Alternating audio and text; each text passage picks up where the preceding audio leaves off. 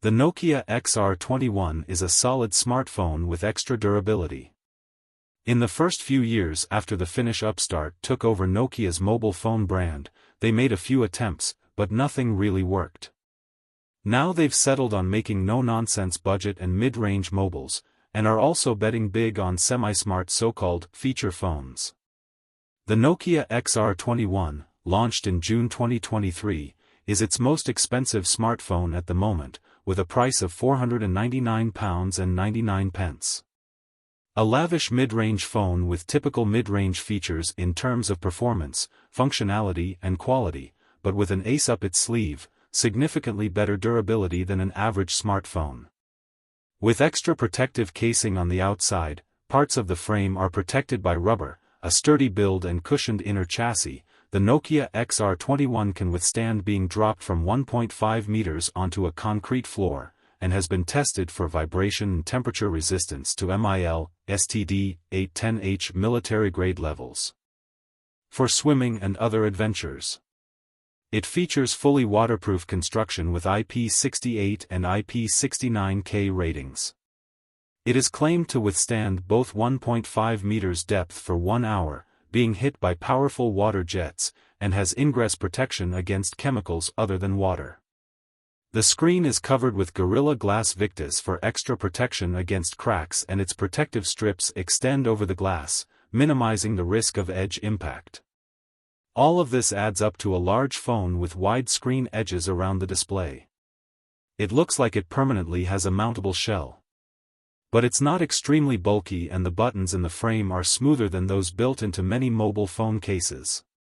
You also get 2 bonus physical buttons, one on the top short side and one on the left long side, which can be set as shortcuts to different apps and functions.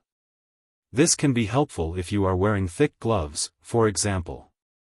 Thin gloves and even a wet screen are 2 things the phone can otherwise handle well. The screen struggles in the sun. The screen itself is nothing remarkable, a 1080p IP panel with up to 120 Hz refresh rate, by default set to automatically adjust, down as far as 60 Hz, in a dynamic mode. There are slight shifts in contrast at different viewing angles, but nothing that causes too much disturbance. The screen has a fairly high brightness of up to around 500 nits. But with a screen surface that doesn't do much to counteract reflections, you may have problems with readability outdoors in bright sunshine, but a little shade, or clouds in front of the lamp in the sky is enough to make it look better. On paper, the Nokia XR21 is supposed to support HDR10, but the question is how good the effect will be with such moderate natural dynamics in the panel. The color gamut is also moderate, slightly below sRGB level, but with good color accuracy overall. You'll enjoy using the phone most when taking photos. Using the 64MP main rear sensor, you'll easily capture great-looking images with reliable color balance and good dynamics. An AI feature in the camera software adds a bit too much artificial sharpness and tries to push up the saturation in many of my test shots, though. I don't appreciate this, as it means I don't have as much direct control over the result. However, the camera's AI automatically detects if my subject is a portrait, and gives suggestions for filters and more. Skin tones are also captured well. Cameras are disappointing in low light. In low light, the camera loses quality, with a lot of noise in dark areas and forced long exposure that makes it difficult to keep the phone stable. The main camera is joined by an 8MP fixed-focus wide-angle. It matches the main camera in dynamic range and color management, and landscape shots during the day can be really nice, but lose both dynamic range and image clarity even faster when it gets dark. This is typical mid-range stuff for photography, and the same applies to videos. You can't get more than 1080p video at 30 frames per second, and that's with a fairly laggy viewfinder and unconvincing image stabilization. The microphones are better, and convincing especially if you're trying to pick up your voice. The moderate camera performance is partly due to a cheaper OmniVision sensor but also to limited performance. It's powered by the Snapdragon 695 5G system chipset with 8 cores, 6 GB of RAM and 128 GB of semi-fast storage. It's fast enough to run all the basics, like browsing, emailing, scrolling through your Facebook feed or streaming video, with no problems. But there are clear limits to how heavy apps and games you can run without your phone breaking down. More than 6 GB of RAM would have been a plus, while 128 GB of storage may be a bit tight for some. There is no space for a microSD card, despite dual SIM support via the slot on the underside. Depending on where you're based, this may be either 2 physical SIM cards, or 1 physical and 1 eSIM. The battery is a pleasant surprise. With a 4,800 mAh battery, my expectations for operating time weren't particular, but the phone exceeds them.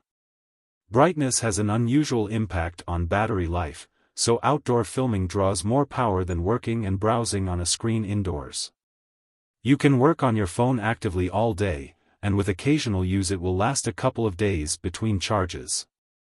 That's good, because it's not terribly fast charging. It's supposed to be able to handle 33 W of charging, but in my measurements with a 65 W charger, I get at best 1% charge per minute. The Nokia XR21 was shipped at launch with old Android 12, but mine came factory fresh with Android 13 without me having to do an update. As always from Nokia, it's a very clean interface with only minimal custom add-ons. Nokia only promises 2 years of OS updates, and the phone is a year old at the time of writing, so don't expect to get more than Android 14 for it. On the other hand, you get 4 years of security updates and a 3-year warranty. Should you buy the Nokia XR21? For most people, the answer is no. There are plenty of mid-range phones that offer better value for money than the Nokia XR21, even when it's discounted.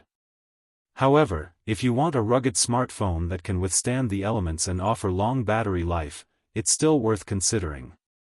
Pros: durable and water-resistant design. Powerful sound. Good battery life. Handy extra physical buttons.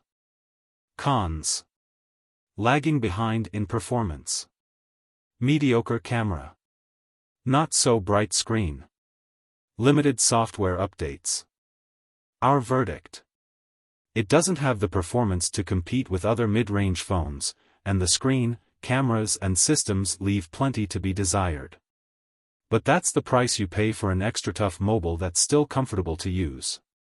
Battery life is another key strength.